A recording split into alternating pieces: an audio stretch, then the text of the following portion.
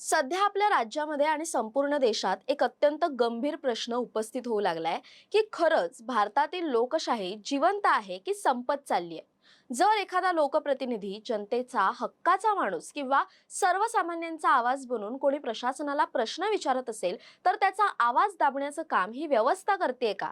असाच एक अंगावर काटा आणणारा आणि प्रशासकीय व्यवस्थेला हादरवून सोडणारा प्रकार नुकताच छत्रपती संभाजीनगरमध्ये घडलाय। गेवराई पायगा गावचे डॅशिंग आणि आक्रमक सरपंच, ज्यांना सर्वजण चांगल्या प्रकारे ओळखतात, म्हणजे सरपंच मंगेश साबळे, त्यांनी दिनांक 8 जुलै रोजी छत्रपती संभाजीनगरच्या जिल्हाधिकारी कार्यालयासमोर एक मोठं आणि वादळी आंदोलन केलं। पण या आंदोलनानंतर काय घडलं? प्रशासनाने थेट कारवाईचा बडगा उगारत सरपंच मंगेश साबळे यांच्यावर तब्बल 6 वेगवेगळ्या कलमांअंतर्गत गुन्हे दाखल करून त्यांना तात्काळ अटक केली। आता नेमका हा संपूर्ण वाद काय आहे? सरपंच एवढे आक्रमक का झाले? त्यांनी थेट जिल्हाधिकाऱ्यांना आणि तहसीलदारांना का धारेवर धरलं? समजून घेऊया या व्हिडिओच्या माध्यमातून। नमस्कार, मी संचारी आकेरकर आणि आपण पाहताय टाइम महाराष्ट्र। आता आपण समजून घेऊया की मंगेश साबळे यांनी एवढं टोकाचं पाऊल का उचललं आणि हे आंदोलन नेमकं कशासाठी होतं। तर त्याचं मुख्य कारण आहे शिक्षकांच्या अशैक्षणिक आणि निवडणूक कामांवरील नियुक्त्या।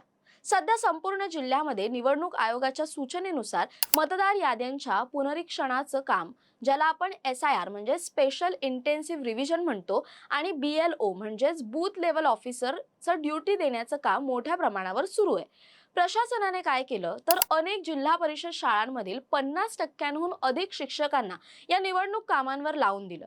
आता तुम्हीच विचार करा, सध्या जून जुलै महिना सुरू आहे, शाळा नुकत्याच सुरू झाल्यात, विद्यार्थ्यांच्या शिक्षणाचे महत्त्वाचे दिवस आहेत। अशा वेळी जर अर्ध्याहून अधिक शिक्षक शाळेत न राहता गावागावात फिरून मतदार याद्या दुरुस्त करणार असतील, नवीन मतदारांची नावं नोंदवणार असतील, तर वर्गात बसलेल्या गरीब शेतकऱ्यांच्या, सर्वसामान्यांच्या पोरांना शिकवणार कोण? सरपंच मंगेश साबळे यांनी आपल्या गेवराई पायगा गावातील जिल्हा परिषद शाळेचं उदाहरण समोर ठेवलं। त्यांच्या गावातील शाळेमध्ये एकूण 8 शिक्षक कार्यरत आहेत, पण या प्रशासनाने काय केलं, त्या 8 पैकी तब्बल 4 शिक्षकांना BLOच्या कामावर पाठवून दिलं, म्हणजे अर्धी शाळा शिक्षकांविना रिकामी झाली। याच शिक्षण व्यवस्थेच्या ढासळत्या परिस्थितीवर आणि विद्यार्थ्यांच्या होणाऱ्या शैक्षणिक नुकसानीवर संतापून सरपंच थेट जिल्हाधिकारी कार्यालयात पोहोचले होते। 8 जुलैला सरपंच मंगेश साबळे आणि त्यांच्या नेतृत्वाखाली कार्यकर्त्यांनी छत्रपती संभाजीनगर जिल्हाधिकारी कार्यालय गाठलं। जिल्हाधिकारी कार्यालयाच्या मुख्य प्रवेशद्वारावर पोहोचताच सरपंचांनी थेट तिथेच ठिय्या आंदोलन सुरू केलं आणि घोषणाबाजी करायला सुरुवात केली। परिस्थिती हाताबाहेर जात असल्याचं पाहून पोलिसांनी मध्यस्थी करण्याचा प्रयत्न केला। पोलिसांनी सरपंचांना विनंती केली की तुम्ही शांत राहा, सनदशीर मार्गाने कायद्याच्या चौकटीत राहून तुमचं निवेदन द्या। पण आक्रमक झालेले सरपंच प्रशासनाच्या या भूमिकेवर ऐकण्याच्या मनस्थितीत नव्हते। त्यांनी थेट इशारा दिला की जर आमच्या मागण्या मान्य झाल्या नाहीत, तर शिक्षकांना या कामातून तात्काळ मुक्त केलं नाही तर मी याच ठिकाणी आत्मदहन करेन। एवढंच नाही तर आंदोलन अधिक तीव्र झाल्यावर त्यांनी थेट जिल्हाधिकारी विनय गोडा यांना उद्देशून आक्रमक आणि एकेरी भाषेचा वापर केला। त्यांना खाली बोलवा अशी जोरदार घोषणाबाजी करत त्यांनी कलेक्टर ऑफिसचा परिसर डोक्यावर घेतला। या संपूर्ण गोंधळामुळे तिथे बघ्यांची आणि नागरिकांची प्रचंड गर्दी जमली होती।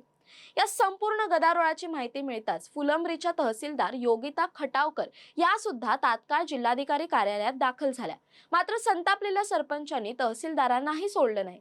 त्यांनी थेट तहसीलदार मॅडमना जाहीरपणे जाब विचारण्यास सुरुवात केली की तुम्ही हे कसलं नियोजन केलंय? शिक्षकांनी निवडणुकीची कामं करायची की आमच्या मुलांना शिकवायचं? यानंतर पोलिसांनी कसाबसा मध्यस्थीचा मार्ग काढला आणि सरपंच मंगेश साबळे यांना जिल्हाधिकाऱ्यांच्या दालनात नेण्यात आलं। पण तिथे गेल्यावरही वाद शांत झाला नाही। मिळालेल्या माहितीनुसार जिल्हाधिकाऱ्यांना निवेदन सुपूर्द करतानाही सरपंचांनी अत्यंत आक्रमक आणि अरेरावीची भाषा वापरली। शासकीय कामात अडथळा आणणे, अधिकाऱ्यांना एकेरी भाषेत बोलणे आणि आत्मदहनाची धमकी देणे या सर्व प्रकरणांची गंभीर दखल घेत पोलिसांनी तात्काळ पावलं उचलली। पोलिसांनी सरपंच मंगेश साबळे यांना ताब्यात घेतलं आणि त्यांच्यावर शासकीय कामात अडथळा आणल्याप्रकरणी तब्बल 6 वेगवेगळ्या कलमांअंतर्गत गुन्हा दाखल करून त्यांना अटक केली। सरपंच मंगेश साबळे यांचा इतिहास हा नेहमीच आंदोलनाचा राहिलाय। ते जेव्हा जेव्हा रस्त्यावर उतरतात तेव्हा तेव्हा कोणती ना कोणती मोठी खळबळजनक घटना समोर येते। पण त्यांच्या आंदोलनाचा एक इतिहास असाही आहे की त्यांनी जे काम हाती घेतलं ते पूर्ण केल्याशिवाय ते कधीच मागे हटत नाहीत। कदाचित याच कारणामुळे अतिशय कमी कालावधीत ते संपूर्ण जिल्ह्यात आणि महाराष्ट्रात लोकप्रिय झाले। अलीकडच्या काळात त्यांनी शिंदे गटामध्ये प्रवेश केल्यामुळे त्यांच्यावर काही प्रमाणात राजकीय टीकाही झाली. काही लोकांनी त्यांच्यावर राजकीय डाग लागल्याचा आरोपही केला. पण पक्ष ही गोष्ट त्यांच्यासाठी कधीच मॅटर करत नाही हे दिसून आलेलं आहे. कारण जिल्हा परिषद असो वा इतर कोणतीही निवडणूक, ते नेहमीच सर्वसामान्यांच्या न्याय हक्कासाठी थेट प्रशासनाशी भिडताना दिसतात. आता या संपूर्ण प्रकरणाची दुसरी बाजू आपण समजून घेऊया, जी अत्यंत महत्त्वाची आहे. हा प्रश्न फक्त सरपंच मंगेश साबळे यांच्या अटकेपुरता मर्यादित नाही, तर हा प्रश्न आपल्या राज्यातील संपूर्ण शिक्षण व्यवस्थेशी आणि आपल्या मुलांच्या भविष्याशी जोडलेला आहे. आज महाराष्ट्रातील शिक्षक संघटना सुद्धा या नियुक्तीच्या विरोधात तीव्र संताप व्यक्त करतायत. शिक्षकांचं मुख्य काम काय आहे, तर विद्यार्थ्यांना उत्तम दर्जाचं शिक्षण देणं. पण आपल्याकडे काय होतं, जनगणनेचं काम असो, पोलिओ ड्युटी असो किंवा आता सुरू असलेलं हे मतदार याद्यांचं काम, प्रत्येक अशैक्षणिक कामासाठी शिक्षकांनाच वेटीस धरलं जातं. या गैर शैक्षणिक कामांमुळे शिक्षकांवर प्रचंड मानसिक ताण येतोय आणि त्याचा थेट वाईट परिणाम विद्यार्थ्यांच्या अभ्यासावर होतोय. आता तर शिक्षक संघटनांनीही आवाहन केलं आहे की हा फक्त लढा शिक्षकांचा नाही, गावागावांतील सरपंच, शाळा व्यवस्थापन समितीचे सदस्य आणि पालकांनी सुद्धा आता जागा होण्याची गरज आहे. आपल्या शाळेतील शिक्षकांना अशा कामांवर का पाठवलं जातंय याचं उत्तर मागण्यासाठी सर्वांनी एकत्र आलं पाहिजे, अशी मागणी आता शिक्षकांकडूनही होऊ लागली. एकीकडे संविधानाने आपल्याला आपल्या हक्कासाठी अन्यायाविरोधात आवाज उठवण्याचा, आंदोलन करण्याचा अधिकार दिलाय. मग अशा वेळी जर एखादा लोकप्रतिनिधी आपल्या मुलांच्या शिक्षणासाठी अधिकाऱ्यांना जाब विचारत असेल, तर त्याच्यावर थेट गुन्हे दाखल करून त्याला जेलमध्ये टाकणं कितपत योग्य आहे? प्रशासनाने शिक्षकांना अशा कामांमधून तातडीने वगळून ही जबाबदारी इतर विभागातील कर्मचाऱ्यांना का देऊ नये, हा मोठा प्रश्न आज निर्माण झालाय. तुम्हाला काय वाटतं? सरपंच मंगेश साबळे यांनी जी भूमिका घेतली ती योग्य होती का, की त्यांची आंदोलनाची पद्धत चुकली? प्रशासनाने केलेली ही कारवाई योग्य आहे की चुकीची? तुमची मतं कमेंट करून नक्की कळवा.